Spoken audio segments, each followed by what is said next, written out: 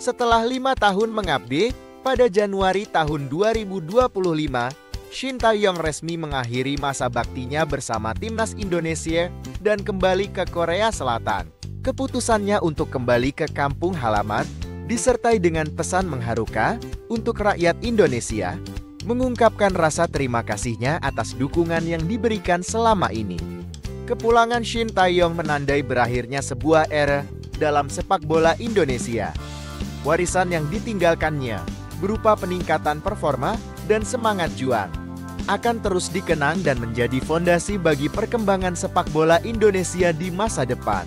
Setelah resmi diberhentikan oleh PSSI pada 6 Januari tahun 2025, Shin Tae-yong dan 8 asistennya memutuskan untuk kembali ke Korea Selatan.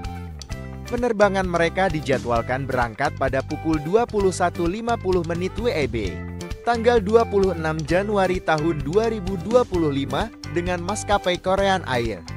Sebelum keberangkatan, Shin Tae-yong menyampaikan pesan perpisahan yang menyentuh hati dalam sebuah video yang diunggah di media sosial. 안녕하세요, 신태규입니다. 네, 징벌동 5년을 마감하고 이제 한국으로 돌아가게 됐습니다. 네, 우리 인도네시아 축구팬 국민들 모든 분들께 진심으로 감사드립니다.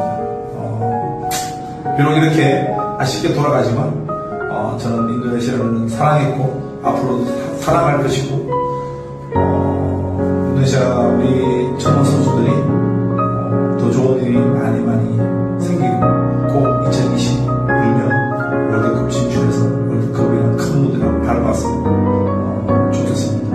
저는 비록 한국이랑 인도네시아 왔다 갔다 하겠지만 꼭 인도네시아 많이 응원하도록 하겠습니다. 그동안 너무너무 감사합니다. 감사합니다.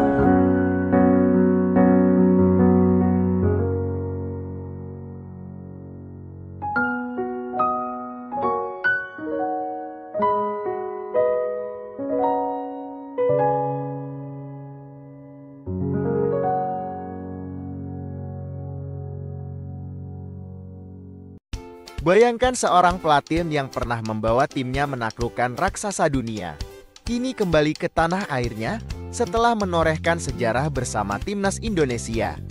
Inilah kisah Shin Tae-yong, arsitek sepak bola yang telah mengubah wajah Garuda.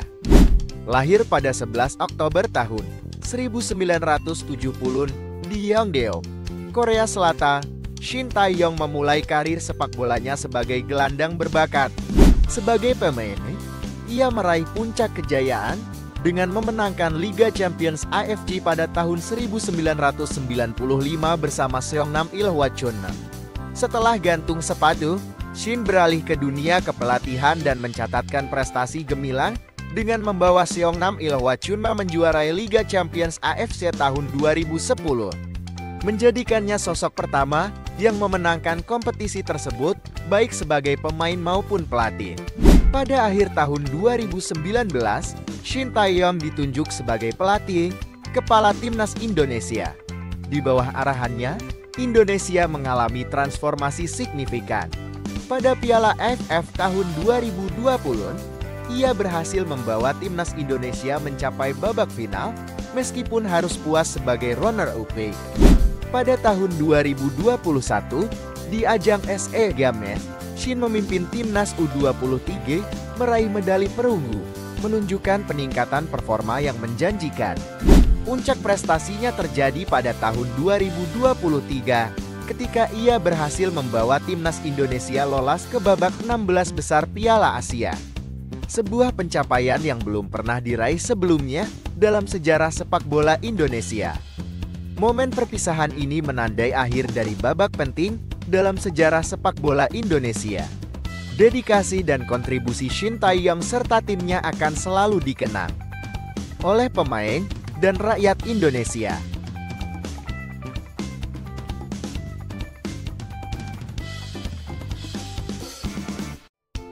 Patrick Kluivert, legenda sepak bola Belanda, kini memimpin timnas Indonesia.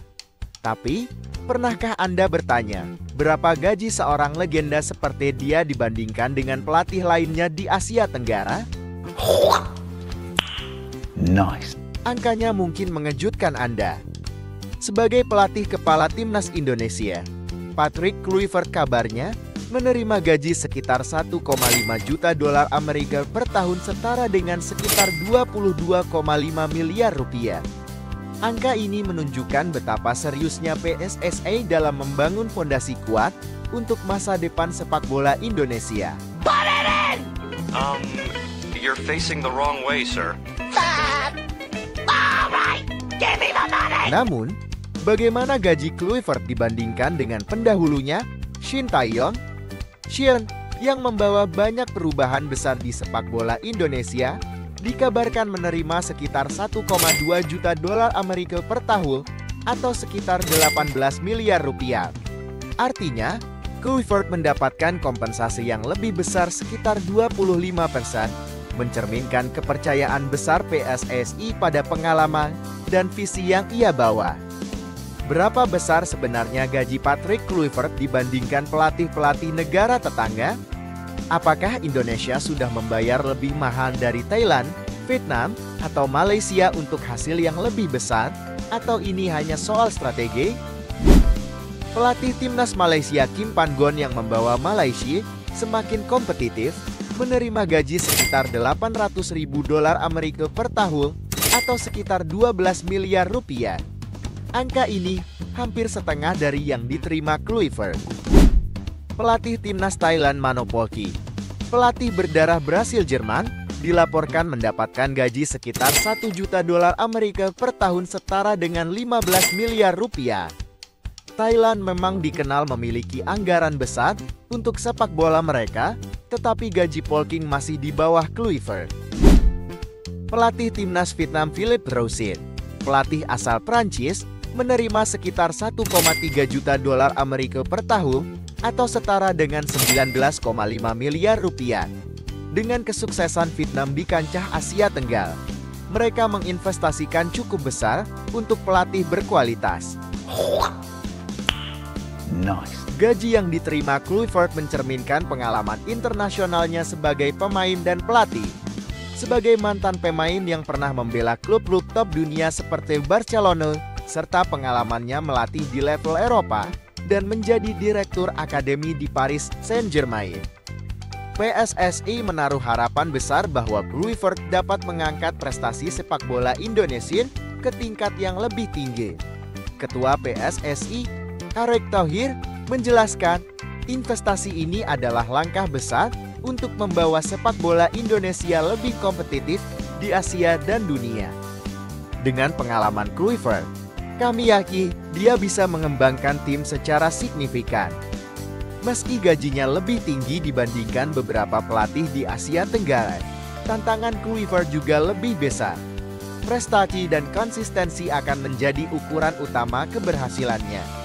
Kini, semua mata tertuju pada Patrick Kluivert untuk membawa Indonesia menuju mimpi besar di kancah sepak bola internasional. Bagaimana menurut Anda? Apakah gaji ini sepadan dengan harapan besar yang ada? Garuda Muda, siapkah kalian menghadapi tantangan besar di Piala Asia U20 tahun 2025? Lawan-lawan tangguh seperti juara bertahan Uzbekistan, kekuatan tradisional Iran, hingga tim penuh kejutan Yaman sudah menunggu. Jangan kemana-mana, karena kita akan membahas segalanya dengan mendalam di sini. Piala Asia U20 tahun 2025 adalah panggung penting bagi timnas Indonesia U20 untuk membuktikan bahwa mereka layak bersaing di tingkat tertinggi Asia. Piala Asia U20 tahun 2025 bergulir di Cina pada 16 Februari hingga 1 Maret. Ini menjadi turnamen besar kelompok umur se-Asia pertama yang digelar pada awal tahun. Sebanyak 16 negara bertanding dalam turnamen ini. 4 tim teratas atau yang menembus ke semifinal lolos ke Piala Dunia U20 FIFA tahun 2025. Diciri sebagai perwakilan Asia, turnamen ini tidak hanya menawarkan persaingan ketat, tetapi juga kesempatan untuk mengukir sejarah. Timnas Indonesia tergabung di grup C bersama 3 tim tangguh, Uzbekistan, Irak, dan Yaman. Mari kita bahas satu persatu kekuatan calon lawan Garuda Muda. Uzbekistan U20 sang juara bertahan. Uzbekistan memasuki turnamen ini sebagai juara bertahan setelah memenangkan Piala Asia U20 edisi tahun 2023 dengan kemenangan tipis 1-0 atas Iran di final. Mereka menunjukkan kehebatan mereka dalam bertahan dan menyerang. Tim ini dikenal memiliki organisasi permainan yang rapi, baik saat menyerang maupun bertahan, dan mereka sangat berbahaya dalam memanfaatkan serangan balik. Pada edisi tahun 2023, mereka mencatatkan 5 clean sheet dari 6 pertandingan. Beberapa pemain muda mereka kini telah berkarir di klub-klub Eropa, meningkatkan pengalaman internasional mereka. Sebagai tim Asia Tengah, Uzbekistan sering dianggap sebagai salah satu negara dengan perkembangan sepak bola muda terbaik di kawasan ini. Iran U20 kekuasaan Asia yang tak pernah redup. Iran memiliki sejarah panjang di Piala Asia U20 dengan koleksi 4 gelar juara pada era tahun 1970-an. Meski prestasi tersebut sudah lama, Iran terus menghasilkan pemain berbakat yang membawa mereka ke level kompetitif. Mereka dikenal dengan pressing tinggi yang memaksa lawan melakukan kesalahan, dan banyak pemain muda Iran memiliki skill dribbling dan passing di atas rata-rata. Iran selalu lolos dari phase group di 6 edisi terakhir Piala Asia U20. Talenta mereka sering berlanjut hingga sukses di tim senior dan klub internasional. Iran memiliki salah satu program pengembangan pemain muda terbaik di Asia Barat, memastikan regenerasi talenta terus berjalan. Yaman U20 kuda hitam penuh semangat. Yaman mungkin tidak memiliki sejarah panjang seperti Uzbekistan dan Iran, tetapi mereka selalu tampil penuh semangat. Dengan semangat juang tinggi, mereka mampu menjadi kejutan di turnamen ini. Yaman mengandalkan pemain sayap yang cepat untuk menyerang lawan, dan mereka memiliki barisan belakang yang disiplin, meski kurang pengalaman di level atas. Perempat final pada edisi tahun 1975 adalah capaian terbaik mereka. Meski jarang lolos ke turnamen besar, semangat pantang menyerah mereka sering kali membuat lawan kesulitan. Sepak bola adalah salah satu olahraga yang paling dicintai di Yaman, meskipun negara mereka menghadapi banyak tantangan. Untuk melawan tim-tim hebat ini, Garuda Muda mengandalkan beberapa pemain berbakat yang siap menggebrak seperti Dmitri Pamungkas, Jens Rover, Zanadin Faris, Cahya Supriyadi. Melawan tim seperti Uzbekistan dan Iran, fokus bertahan dengan disiplin sangat penting. Serangan balik cepat akan menjadi senjata andalan, terutama melawan tim yang bermain menyerang. Mental baja dibutuhkan untuk menghadapi tekanan besar di turnamen sekelas ini. Bagaimana menurut kalian peluang Garuda Muda di Piala Asia U20 2025? Apakah kita mampu melaju ke babak berikutnya? Silahkan komen di kolom komentar.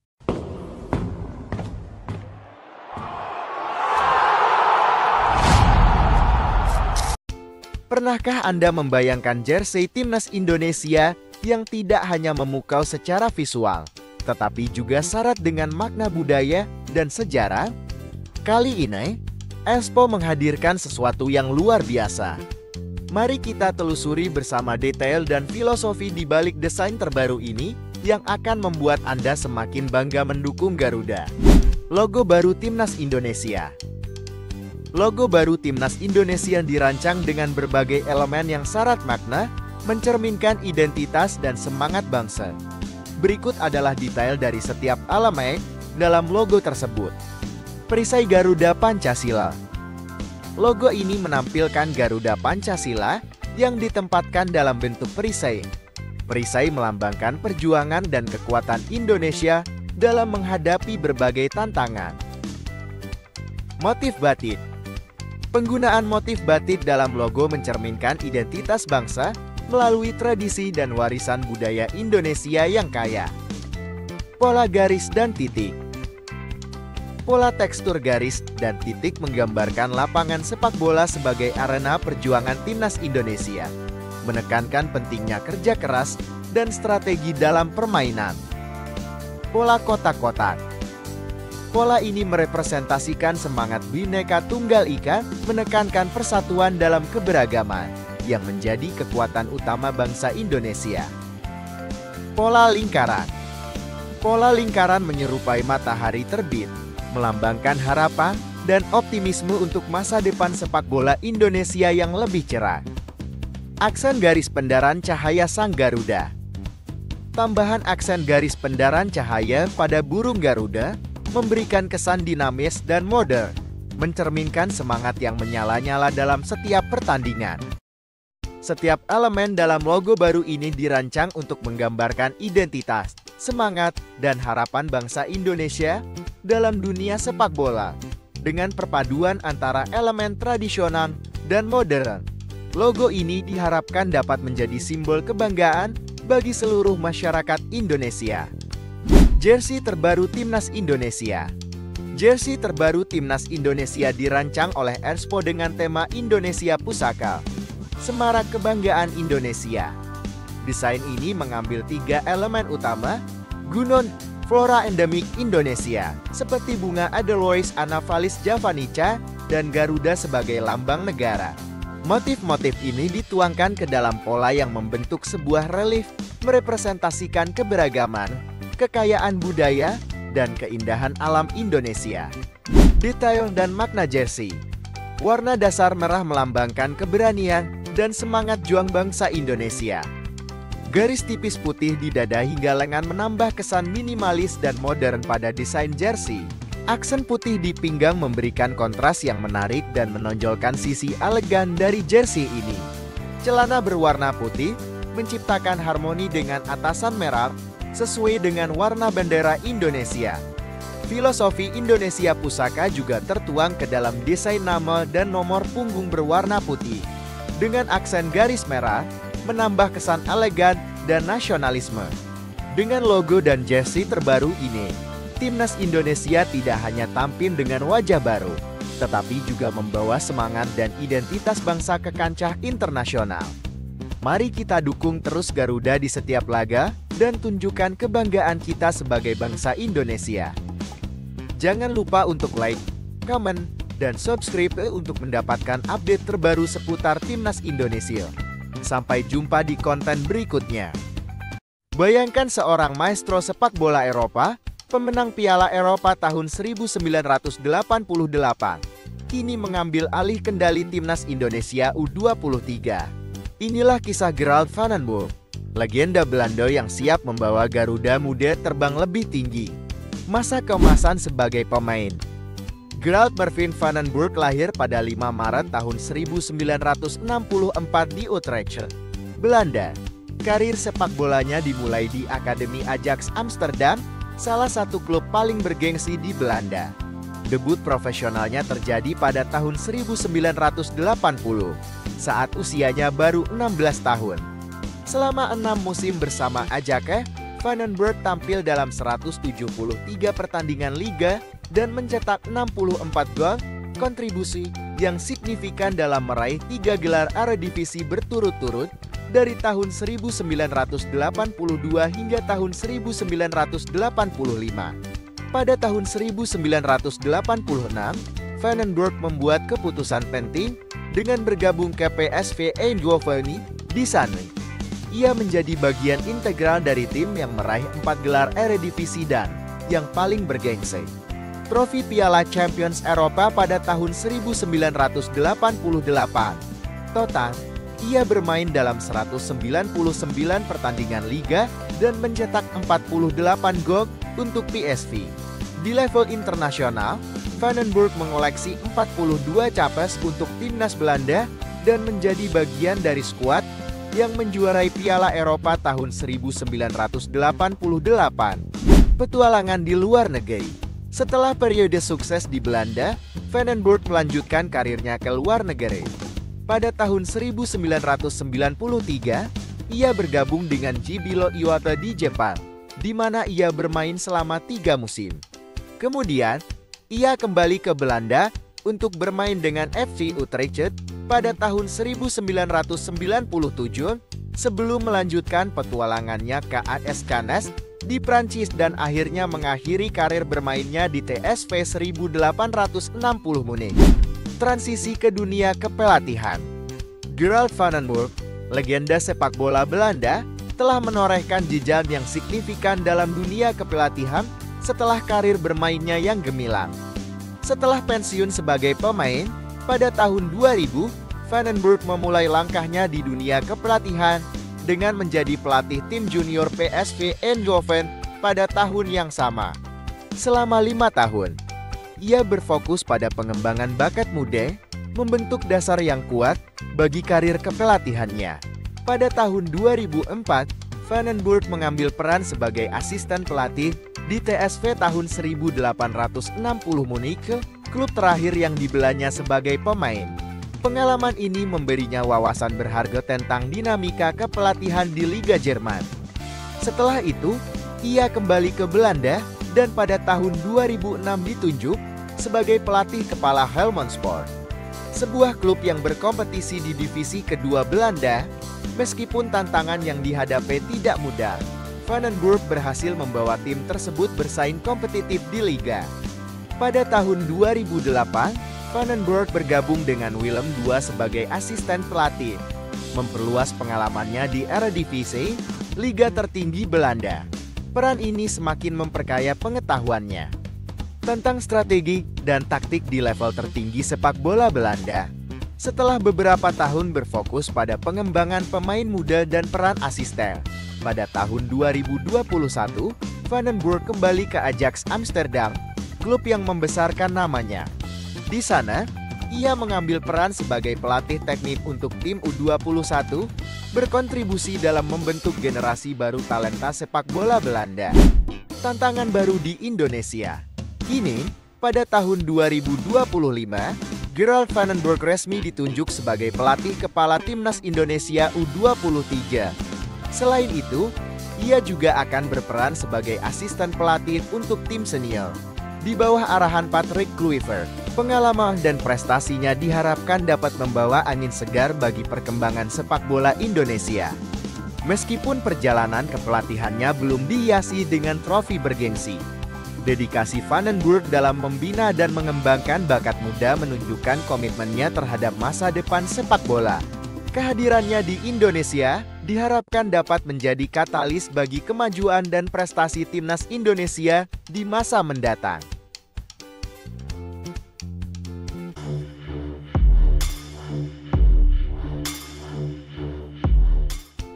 Apakah Anda siap menyambut pertarungan seru di Piala Asia U17 2025? Timnas Indonesia U17 telah ditetapkan berada di grup C bersama Korea Selatan, Yaman, dan Afghanistan. Turnamen ini akan berlangsung di Arab Saudi pada tanggal 3 hingga 20 April tahun 2025. Sebanyak 16 tim akan bersaing dalam 4 grup, dengan 2 tim teratas dari masing-masing grup melaju ke babak perempat final. 4 tim yang mencapai semifinal akan otomatis lolos ke Piala Dunia U17 tahun 2025 di Qatar. Berikut hasil lengkap drawing fase grup Piala Asia U17 tahun 2025. Grup A: Arab Saudi, Uzbekistan, Thailand, dan Cina. Arab Saudi pernah menjadi juara Piala Asia U17 pada tahun 1985 dan tahun 1988, dan Uzbekistan menjuarai turnamen ini pada tahun 2012. Grup D: Jepang, Australia, Vietnam, dan Uni Emirat Arab. Jepang merupakan tim tersukses dengan 3 gelar juara pada tahun 1994, tahun 2006, dan tahun 2018. Dan Australia belum pernah meraih gelar juara, namun sering mencapai babak semifinal. Grup C: Korea Selatan, Yaman, Afghanistan, dan Indonesia.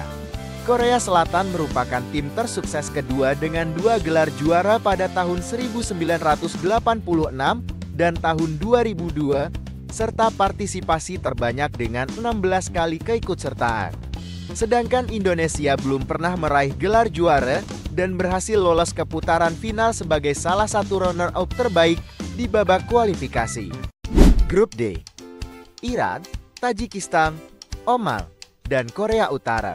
Iran pernah menjadi juara pada tahun 2008, sedangkan Oman meraih gelar juara pada tahun 1996 dan 2000. Dan Korea Utara pernah menjadi juara pada tahun 2010.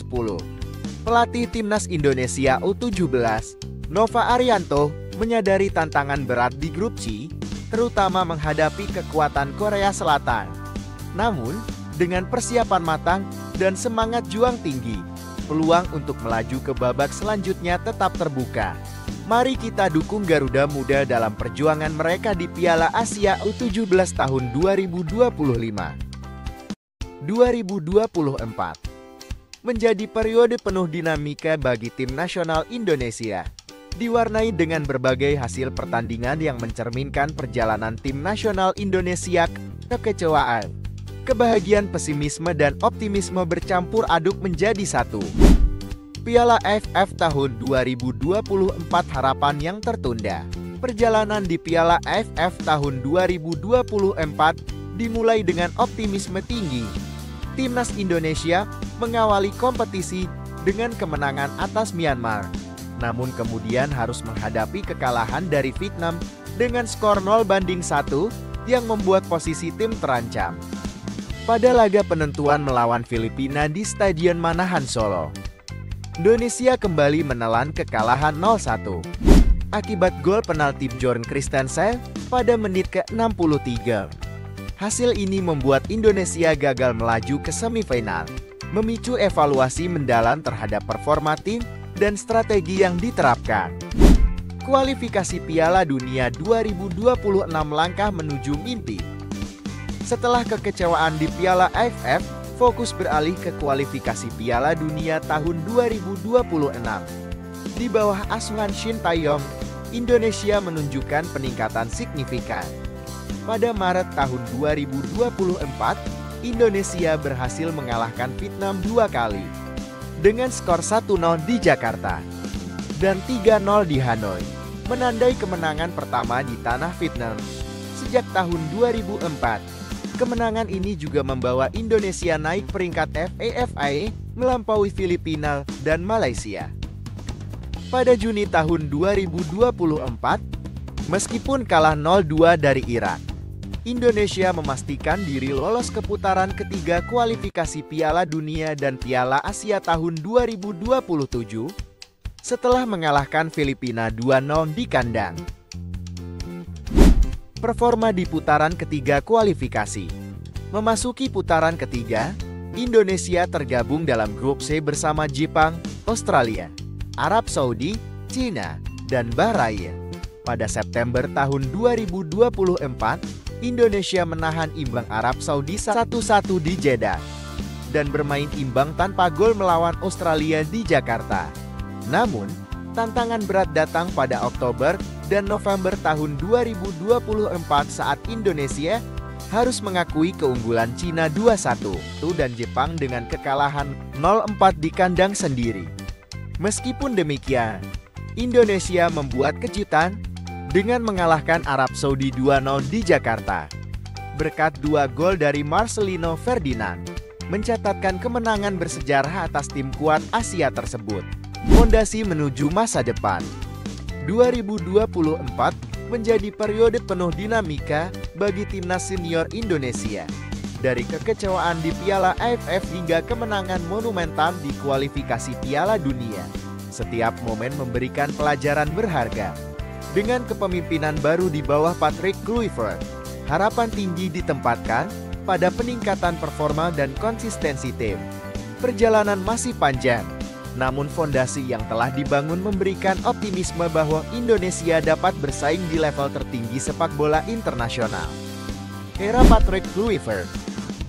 Pada Januari tahun 2025, PSSI membuat keputusan mengejutkan dengan menunjuk legenda sepak bola Belanda, Patrick Kluivert, sebagai pelatih kepala baru, menggantikan Shin Tae-yong.